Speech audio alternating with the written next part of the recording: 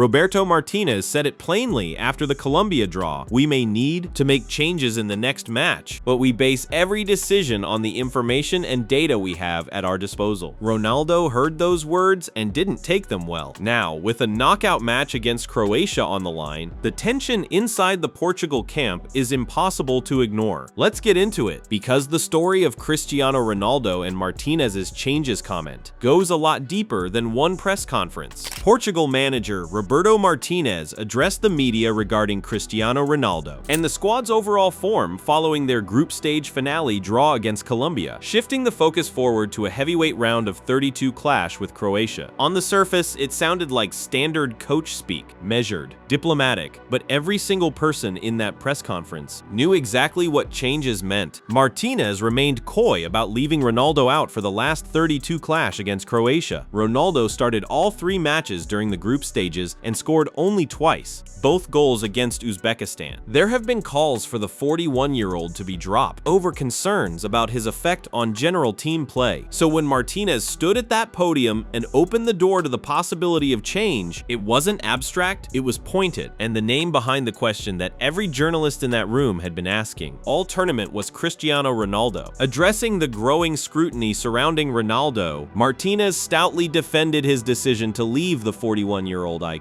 on the pitch for the full 90 minutes, he said. Cristiano is used to being in the right place at the right time. He is very disciplined in his position, and he also creates space for his teammates. His physical and mental condition is not in question. We may need to make changes in the next match, but we base every decision on the information and data we have. Now, those are the words of a manager trying to walk a very fine line. On one hand, he's protecting his captain. On the other, he's leaving himself a way out, and the moment those words hit the internet, the reaction was instant. One of Ronaldo's former teammates at Manchester United, Wayne Rooney, accused Roberto Martinez's players of not working sufficiently to make up for Ronaldo's unwillingness to run back against Colombia. That's not just criticism of the system, that's criticism of Ronaldo specifically, and it landed hard.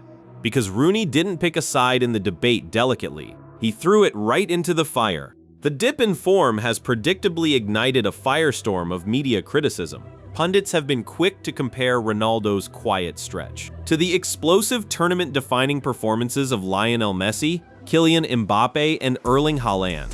And then there was the tactical community. Analysts pointed out that making Ronaldo the focal point of the attack can constrict the team dynamics, and what Portugal need is more movement, not more waiting. A challenge that presents itself head-on for Martinez. Ronaldo still has value. He can be dangerous late in games, particularly when defenders are fatigued and the match becomes more chaotic. His movement in the box remains intelligent, and his presence continues to affect opponents emotionally. But that argument cuts both ways. If he's most effective as an impact sub off the bench, then maybe the changes Martinez is hinting at are exactly that. For Ronaldo, a man who has started every game at every tournament he's attended for Portugal, being discussed as a potential substitute is not just a tactical question, it's personal. His reaction, fuming, frustrated, seething, made its way through the camp. This is a man who doesn't just want to be on that pitch, he needs to be. Portugal will square off against Croatia in a blockbuster round of 32 elimination match on Thursday, July 2, at Toronto Stadium. The clock is ticking, and between now and kickoff, the question that's consumed an entire football world won't go away. Does Ronaldo start? To understand why Martinez's words carry so much weight, you have to look at what Portugal's group stage actually produced, and specifically, what Ronaldo's contribution actually looked like, beyond the noise and the headlines. Cristiano Ronaldo became the first player to score at 6 different World Cups. In 2006, 2010, 2014, 2018, 2022, and 2026. That is not a small thing, that is history. And it happened in Game 2 of this tournament. Against Uzbekistan, when he stepped up and made it his own, his brace saw Portugal hammer Uzbekistan 5-0, as they got their first win of the tournament under their belt. But that match was against Uzbekistan, and the gaps around it told a very different story. Outside of that brace, Ronaldo looked out of sorts in games against DR Congo and Colombia. 2 of the 3 games, the two that actually mattered for Portugal's placement, against DR Congo. He had 2 off-target shots in the entire game with 0 chances created. His lack of off-ball movement created stagnation up top, which was hard to overcome against a physical defense. Then came the Colombia game, and it got worse. He registered only 1 off-target shot with 0 dribbles, duels, or chances created. He lost the ball 8 times and was completely ineffective in the clash. His Sports Illustrated player rating said it clearly. It's clear that if he doesn't get the service required inside the penalty area, he's mostly irrelevant. He had a few shots, but none of them truly threatened the goalkeeper. Colombia held Ronaldo and Portugal scoreless in the Group K finale at the 2026 World Cup. The 0-0 draw allowed Colombia to claim first place. Portugal was forced to settle for second place. And settling for second place in this World Cup is not a minor inconvenience. Finishing first would have seen Martinez's side face Ghana and then most likely Switzerland, with Argentina in the quarterfinals representing their first truly elite challenge of the knockout rounds. Instead, Portugal must face an always dangerous Croatia side that's made deep runs in each of the last 2 tournaments. Croatia completely rediscovered their rhythm after a brutal 4-2 opening match loss to England, giving Martinez plenty of tactical headaches to sort out over the next few days. So this is the world Ronaldo is walking into, a must-win knockout game against a Croatia side firing on all cylinders, with his manager publicly flagging the possibility of rotation. It's too late for Portugal to change their style of play by removing Ronaldo from the equation, so Martinez is trying to back his star forward until he delivers. But with the tournament in the knockout stages, there's no more room for error for the national team or their misfiring legend at striker. The group stage didn't end the conversation about Ronaldo, it made it louder. Here's the thing about this situation. It's happened before. Not exactly like this, but close enough that everyone in world football is thinking about it. It was Fernando Santos in 2022 who benched Ronaldo after the group stage. He opted to use Goncalo Ramos as striker instead, and Ramos delivered a hat-trick in the round of 16. A hat-trick from the player brought in to replace the greatest goal scorer in the history of the sport. That moment changed the temperature of every conversation about Ronaldo and Portugal that came after it. Ramos is also Ronaldo's backup in this tournament, so the script is already written. The understudy is the same understudy. The question is whether the director dares to make the same call twice. Ronaldo had been dropped for the knockout rounds by Martinez's predecessor, Fernando Santos, at the Qatar World Cup just 18 months before Euro 2024. If Santos, who had coached Portugal for 8 years, including Ronaldo's prime, who had stood alongside him when they won their first major tournament at Euro 2016, could do it, why couldn't Martinez? That's the question pundits have been asking in different forms for years now, and Martinez has consistently answered it the same way, with loyalty, with trust, with a faith in Ronaldo that sometimes looks stubborn from the outside. Martinez isn't Portuguese and didn't grow up with the Ronaldo as savior psychodrama. He's a coach who came up the hard way as both a player and a manager. He was the outsider brought in to offer a fresh perspective. And yet, at every turn, he's chosen Ronaldo. He's built systems around him. He's defended him in press conferences when the numbers argued otherwise. The same patterns we saw in Euro 2024 re-emerged in Portugal's opening match of the 2026 FIFA World Cup, which doesn't bode well for them. Martinez was criticized for his loyalty to Ronaldo's pressing inadequacies. By mid-2025, Portugal had actually looked tactically sharper, less Ronaldo-dependent in the press, and capable of controlling matches against elite opposition. The Nations League title earlier in the year was the proof of concept. That Nations League win, alongside what is almost certainly Ronaldo's last shot at the trophy, gave Martinez confidence walking into this World Cup,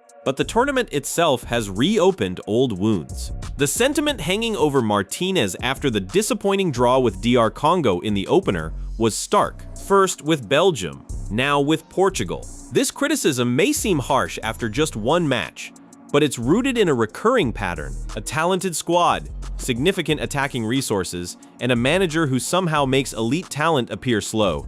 And therein lies the conflict at the heart of Portugal's World Cup campaign. Martinez has a manager's loyalty to his captain, but he also has a tournament to win. And those two things are starting to feel like they're pulling in opposite directions. Portugal has another golden generation within its grasp. Martinez already witnessed one fade away in Belgium. He cannot be allowed to let it happen again. Football matches don't get decided only on the pitch. They get decided in training sessions, in team talks, in the corridors of team hotels. And right now, those corridors inside the Portugal camp are anything but quiet. Martinez declared that Ronaldo is in great physical form and has developed a strong sense of discipline from his position to make more room for teammates. But Martinez also clarified that the call remains dependent on live predictive analytics from his support squad before the big day of facing Croatia. That's a manager leaving a door ajar. And Ronaldo, who has been around football long enough to read every nuance of every sentence his manager utters, absolutely felt the draft coming through that door. Ronaldo's disappointing 90-minute stint against Colombia ensured the 41-year-old was among the few Portugal players not to be rotated through the group stage. Renato Veiga, Bruno Fernandes, and Ronaldo are the only 3 Portuguese players to play all 270 minutes of the World Cup so far. So while the rest of the squad has had rest, had rotation, had moments off the pitch to recover, Ronaldo has played every single minute, while the likes of Lionel Messi and Erling Haaland were being smartly saved for knockout matches. After being substituted during the final games of the group stage for various reasons, Ronaldo has played all games. Now here comes Croatia, and Croatia is not Uzbekistan.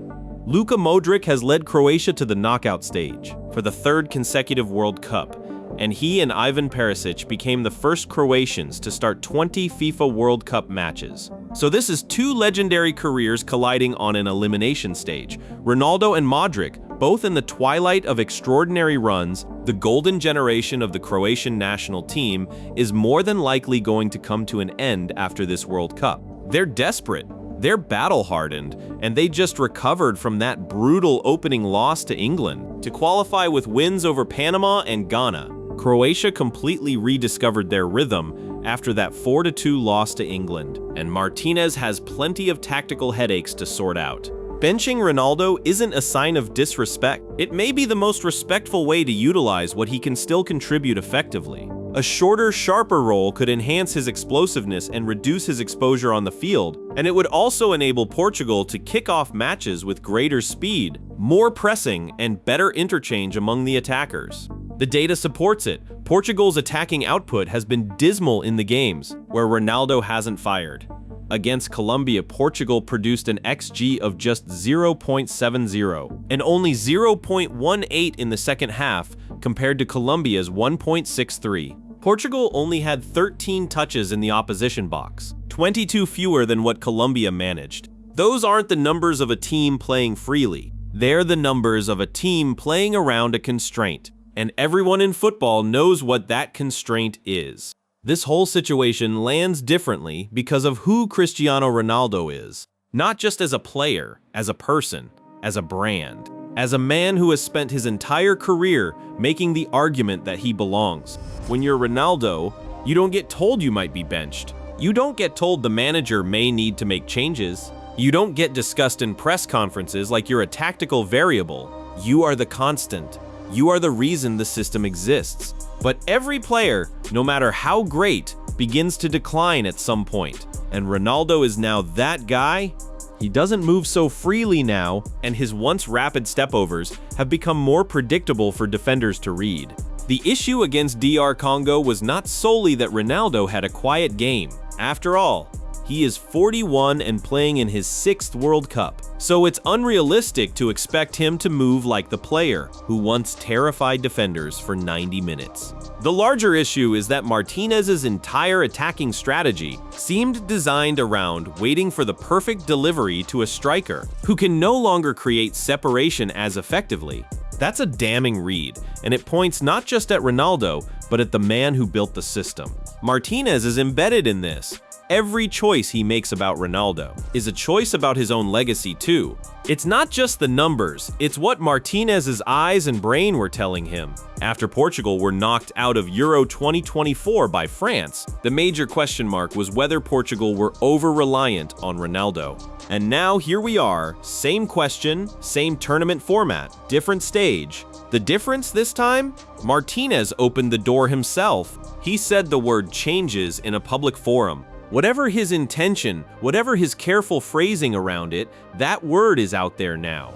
And it's eating at Ronaldo, Martinez once said during this very tournament. It makes no sense to take off the greatest goal scorer in football history in a match where we need to score goals. And maybe he believes that. But he also said just days later that they may need to make changes. Those two statements don't sit easily next to each other. And Ronaldo's camp has noticed. Here's where this gets really interesting. Ronaldo made his 25th appearance for Portugal in a FIFA World Cup in the Colombia game, tying Germany's Lothar Matthäus for the second most in tournament history. Lionel Messi has the most with 29. He's chasing Messi, even now, even at 41. The draw with Colombia officially dashed any lingering fan hopes of a fairy tale Ronaldo versus Messi quarterfinal showdown, as the results locked the legendary rivals onto opposite sides of the bracket. So that dream is gone, but the World Cup dream isn't, not yet. Ronaldo admitted at Euro 2024 that it would be his last European championship. He added, "It's certainly my last Euro, and this right here, is almost certainly his last World Cup. Every game could be the last time the world sees him play. In the biggest stage football has, the Croatia match isn't just an elimination game. For Ronaldo, it's potentially the final chapter of an era." So when Martinez opens a door, even slightly, to the possibility of leaving him out, that's not a tactical conversation in Ronaldo's head. That's an existential one. This is a man who doesn't just compete. He doesn't just play. He defines himself through this. And to have the man who picked him, defended him, built a squad around him, suddenly hint in front of the world's media that the equation might change, that cuts different. That's the kind of thing that doesn't get fixed in a team meeting. Even when the opportunities come, Ronaldo simply isn't as clinical as he was in his prime. But all it takes is one game for him to find his form, and his fans will be praying it's against Croatia in the round of 32. Maybe that's the ending. Maybe Ronaldo gets the start, channels every ounce of this fury into 90 minutes against Modric's Croatia, and answers the question that way. On the pitch, the only place that's ever truly mattered to him, Portugal and Croatia will square off in a blockbuster round of 32 elimination match. On Thursday, July 2, the world will be watching, and Ronaldo will be doing what he's always done,